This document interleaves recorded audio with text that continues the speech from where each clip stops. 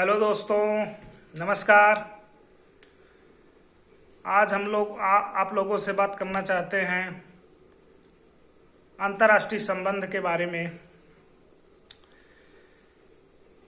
कोई भी स्टूडेंट, चाहे वह परीक्षा की तैयारी कर रहा है या वैसे भी एक जागरूक इंसान के लिए अंतर्राष्ट्रीय संबंध के बारे में जानकारी रखना चाहिए, क्योंकि उससे आपको पता होता है कि भारत किन देशों के साथ अपने संबंध को बना रहा है या किन देशों के साथ भारत के संबंध तनावपूर्ण स्थिति में। तो मुख्यतः अगर भारत की विदेश नीति को देखा जाए तो एक तो आज़ादी के बाद भारत की विदेश नीति क्या रही है, और 1991 के बाद एक मेजर शिफ्ट आया है इंडिया के फॉरेन पॉलिसी में। आज़ादी के बाद से जो अंतर्राष्ट्रीय संबंध रहे हैं भारत के, वो कहीं न कहीं, जैसा कि आप उसकी पृष्ठभूमि में जानते हैं, कि जब भारत को आज़ादी प्राप्त हुई तो उस समय चूंकि भारत एक नवजात राष्ट्र था, बहुत सारे समस्याएं देश के सामने थी। इकोनॉमिक चैलेंज एक तरफ समस्या था, गरीबी एक तरफ समस्या थी। पूरे भारत को ऑर्गेनाइज करके उस पर कंट्रोल बना रहे, यूनिफिकेशन ऑफ इंडिया एक अलग प्रॉब्लम थी। तो इन सारी जो इंटरनल चैलेंजेस थे इंडिया के सामने, तो भारत उन सारी चीजों में अपनी ऊर्जा ज्यादा खर्च कर रहा था, सिवाय कि इंटरनेशनल एक्सपोजर उस तरह से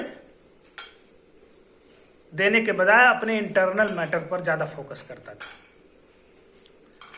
तो उसी क्रम में हमारी जो चुनौती थी कि भाई गरीबी को कैसे दूर किया जाए, इस नवजात राष्ट्र की जो अंग्रेजों ने हमको एक कमजोर अर्थव्यवस्था के रूप में देश को दिया है, तो अर्थव्यवस्था को कैसे स्ट्रांग बनाया जाए, देश के आर्थिक और सामाजिक एकीकरण को कैसे बढ़ावा दिया जाए। सरकार का ज्यादा फोकस इस पर रहता था, बनस्पत के इंटरनेशनल रिलेशंस के, देश के बाहर कैसे संबंध हो। लेकिन फिर भी उस समय संबंध तो बनाना जरूरी ही था, क्योंकि पूरी दुनिया, अगर उस समय आप देखते हैं तो डीकोलोनाइजेशन का प्रोसेस पूरी दुनिया में चल रहा था, और पूरी दुनिया एक तरह से देखा जाए तो औपनिवेशीकरण का विरोध हो रहा था।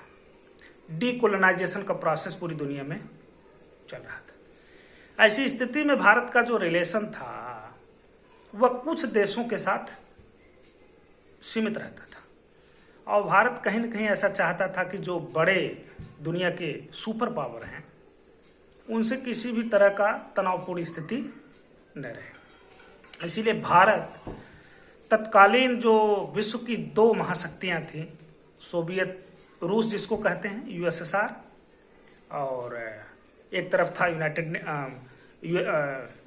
संयुक्त राज्य अमेरिका, तो इन दोनों देशों के साथ अपने रिश्तों को भारत बैलेंस करने की कोशिश कर रहा था, और अंतर्राष्ट्रीय मुद्दों पर उस तरह से उतनी मुखर आवाज नहीं होती थी। हालांकि जो बेसिक, जो फॉरेन पॉलिसी का फंडामेंटल्स निकल करके आया, उसका जो क्रेडिट है अगर आप देंगे तो हमारे जो पहले प्रधानमंत्री थे पंडित जवाहरलाल नेहरू, उनको दिया जा सकता है कि जो शांतिपूर्ण सह अस्तित्व की बात भारत करता था, और भारत कहता था कि हम किसी भी गुट में शामिल नहीं होंगे, तो उसी समय आया कि गुट निरपेक्षता की नीति का समर्थन करते हैं, दुनिया के किसी भी विचारधारा के साथ हम नहीं हैं, बल्कि हमारा जो राष्ट्रीय हित है उसको हम ध्यान में रख करके अपने इंटरनेशनल रिलेशंस को आगे बढ़ाएंगे। लेकिन जब धीरे धीरे चीजें आगे बढ़ती हैं तो मेजर शिफ्ट जब आता है 1991 में, अगर आप देखेंगे, क्योंकि प्रारंभ में चूंकि भारत की अर्थव्यवस्था को का जो दरवाजा था उसको ओपन अप नहीं किया गया था, उसका मुख्य कारण था कि भारत अभी नवजात राष्ट्र था, इंडस्ट्रीज कम थी, ज़्यादातर इंडस्ट्रीज एमएसएमई सेक्टर में काम कर रही थी, छोटे छोटे उद्योग थे।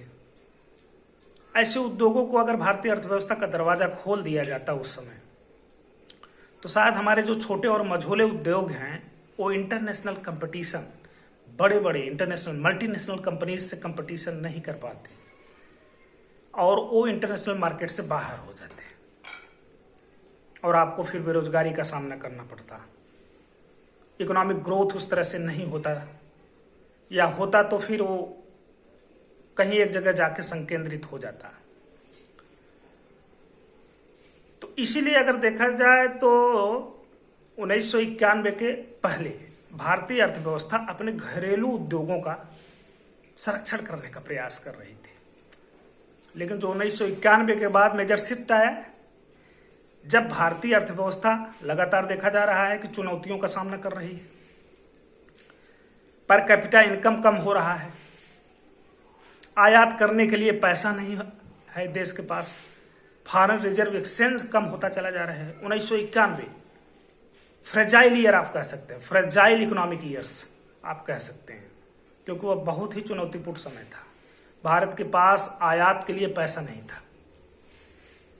ऐसी स्थिति में 1991 में जब कर्जा लेने वाली स्थिति आई कि जो WTO, IMF जैसी अंतर्राष्ट्रीय संस्थाएं हैं वो भारत पर दबाव बनाती हैं कि आप अगर इस स्थिति से बाहर आना चाहते हैं तो आप कहीं न कहीं अपनी अर्थव्यवस्था को ओपन अप करेंगे, अपने देश की अर्थव्यवस्था का दरवाजा खोलेंगे, वैश्वीकरण के रास्ते पर चलेंगे, तभी हम आपको ऋण देंगे।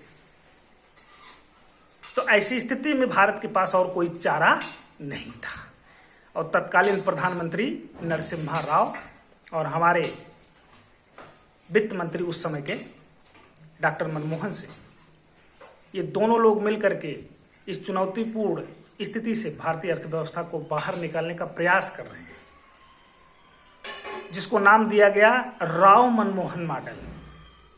राव मनमोहन मॉडल।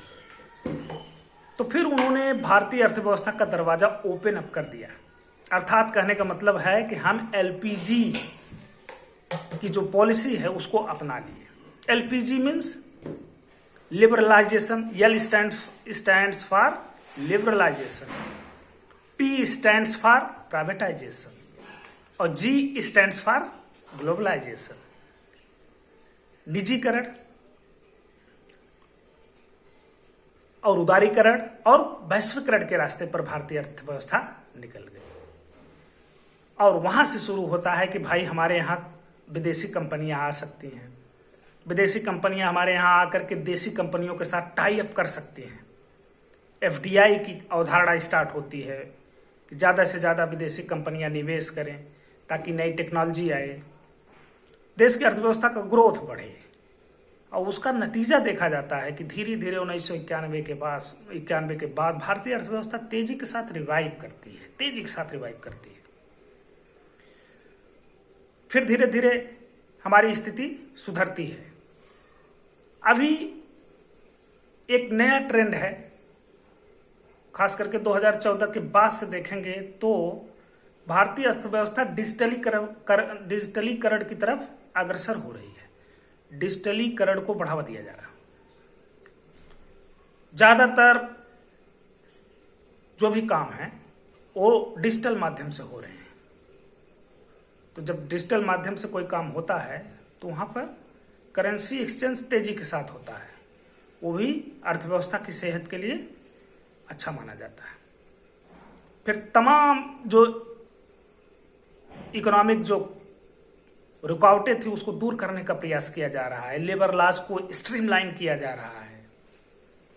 अभी की जो स्थिति है कि भारत की अर्थव्यवस्था इतनी तेजी के साथ रिवाइव कर रही है कि दुनिया की GDP, in terms of GDP अगर देखा जाए तो भारत की अर्थव्यवस्था दुनिया की 5वीं अर्थव्यवस्था है। जर्मनी को भी हम लोग पीछे छोड़ दिए। और PPP के माध्यम से, purchasing power parity, in terms of PPP अगर देखें तो भारतीय अर्थव्यवस्था दुनिया की 3री अर्थव्यवस्था बन गई है। तो भारत सरकार का लक्ष्य भी है कि आगे आने वाले वर्षों में भारत की अर्थव्यवस्था को $5 ट्रिलियन इकोनॉमी बना दिया जाए, जो कि एक बहुत बड़ी उपलब्धि होगी। तो चूंकि आज की दुनिया वैश्वीकरण के रास्ते पर है। और वैश्वीकरण का मतलब क्या होता है? सिंपली आप समझिए कि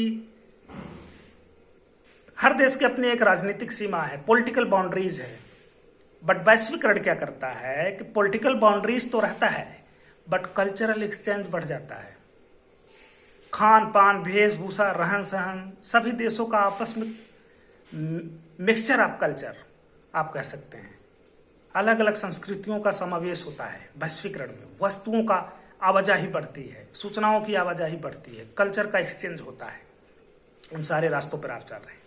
तो पूरी की पूरी दुनिया एक जमाने में जब 1991 में शीत युद्ध हुआ, शीत युद्ध के दौर में अगर देखा जाए, द्वितीय विश्व युद्ध के बाद 1991 तक की जो स्थिति थी पूरी अंतर्राष्ट्रीय व्यवस्था की, तो पूरी दुनिया शीत युद्ध के दौर से गुजर रही थी। लेकिन 1991 में जब यूएसएसआर, सोवियत रूस का पतन हो जाता है, जब पतन हो गया तो जो दुनिया पूरी थी बाइपोलर थी। पहले 1991 के पहले पूरी वर्ल्ड इकोनॉमी बाइपोलर थी। बाइपोलर मतलब द्विध्रुवी थी। एक ध्रुव का नेतृत्व अमेरिका कर रहा था, दूसरे ध्रुव का नेतृत्व यूएसएसआर कर रहा था। लेकिन 1991 में जब यूएसएसआर का विघटन हो गया तो पूरी दुनिया अमेरिका के छतरी तले, जिसको हम कहते हैं पूंजीवाद की विचारधारा के अंतर्गत सिमटती चली गई। 1991 के बाद पूरी दुनिया फ्रॉम बाइपोलर टू यूनिपोलर में कन्वर्ट हो जा रही है। और यूनिपोलर जब कह रहे हैं तो फिर विचारधारा का संघर्ष जो था, साम्यवाद और पूंजीवाद में जो लड़ाई थी, यहाँ पर पूंजीवाद बढ़त बनाता हुआ दिखाई दे रहा है। अभी तो पूरी दुनिया में पूंजीवाद का बोलबाला है। कहने के लिए बहुत सारे देश तो साम्यवादी हैं, बट अगर उनके इकोनॉमिक स्ट्रक्चर को समझा जाए तो कहीं ना कहीं वो पूंजीवाद साम्यवादी देश तो अपने आप को कहते हैं, बट उनके इकोनॉमिक मॉडल का अगर अध्ययन किया जाए तो सीधी सीधी से पता चलता है वो भी कहीं न कहीं पूंजीवाद के रास्ते पर है। जैसे क्यूबा, जैसे नॉर्थ कोरिया, जैसे चाइना अपने आप को कहता है कि हम साम्यवादी देश हैं, बट इकोनॉमिक मॉडल क्या है? बड़ी बड़ी एफडीआई कंपनियों को आकर्षित कर रहे हैं, तो कहीं ना कहीं पूंजीवाद के रास्ते पर है। कहने के लिए रह गया है कि साम्यवादी राष्ट्र। इसलिए आज के समय इंडिया अपने संबंधों को सिर्फ रूस और अमेरिका तक सीमित नहीं रख सकता है, क्योंकि भारत का अपना एक कोई भी देश जब विदेश नीति का निर्माण किया जाता है तो बहुत सारे तथ्यों को ध्यान में रखा जाता है। उसमें सबसे महत्वपूर्ण एक तथ्य है कि नेशनल इंटरेस्ट को प्राइम फोकस किया जाता है। हमारा राष्ट्रीय हित क्या है? अगर इंडिया का राष्ट्रीय हित अमेरिका के साथ पूरा होगा तो भारत अमेरिका के साथ संबंध बनाएगा, और अगर भारत का राष्ट्रीय हित रूस के साथ पूरा होता है तो भारत रूस के साथ संबंध बनाएगा। तो यहाँ कोई ऐसी बात नहीं है कि हम किसी एक ही के साथ अपने संबंधों को बनाएं। पैरेलल अभी देखें तो मल्टीपोलैरिटी की तरफ पूरी दुनिया है। Multipolarity, there is no unipolar, there is no bipolar, there is multipolar concept. There is multipolarity prevails in international relations. That is why India is focusing its relations simultaneously on equal basis from each and every countries. इसलिए America के साथ भारत के रिश्ते अच्छे, इसीलिए रूस के साथ भी भारत के रिश्ते अच्छे, भारत के पड़ोसी देशों के साथ रिश्ते अच्छे। अगर कहीं से हमको तेल मिल रहा है, पेट्रोलियम मिल रहा है, तो अरब देशों के साथ भी संबंध बनाना पड़ेगा। भले उस संदर्भ में चाइना, अमेरिका अगर दबाव बनाए कि इन सारे राष्ट्रों के साथ संबंध तोड़ना है या तेल का आयात नहीं करना है, तो ऐसी स्थिति में भारत उस चीज को नहीं मानेगा, क्योंकि अब किसी एक राष्ट्र की दादागिरी नहीं है, बल्कि पूरी दुनिया मल्टीपोलैरिटी की तरफ है। इसीलिए राहत भरी खबर है कि भारत की जो विदेश नीति है मल्टीपोलैरिटी की तरफ है, नेशनल इंटरेस्ट को ध्यान में रख करके ही आगे बढ़ा जा रहा है। और वर्तमान सरकार अगर पिछले एक दशक में देखा जाए तो इंटरनेशनल फ्रंट पर, इंटरनेशनल रिलेशंस में अच्छा कर रही है, प्रशंसा के योग्य काम कर रही है। क्योंकि रिलेशंस अगर देखा जाए तो दुनिया के जो सुपर पावर हैं उनके साथ भी अच्छा रिलेशंस है, जो कमजोर राष्ट्र हैं उनके साथ भी अच्छा रिलेशंस है। कुछ पड़ोसी देशों को छोड़ दिया जाए, बॉर्डर इशू को अगर छोड़ दिया जाए, जैसे पाकिस्तान और चाइना के साथ गाये बगाहे राजनीतिक जो सीमा है उस पर, इसको लेकर के विवाद की स्थिति देखने को मिलती है, तनावपूर्ण स्थिति है। भारत और पाकिस्तान के संबंध को अगर बात करें, क्योंकि पाकिस्तान कहीं न कहीं भारत को तोड़ने के लिए आतंकवाद का सहारा लेता है, अशांति फैलाने के लिए आतंकवाद का सहारा लेता है, और भारत जो है इंटरनेशनल ग्लोबल स्टेचर पर बार बार यही बात बोलता है कि भाई dialogue and terrorism both can not be continued on the same basis.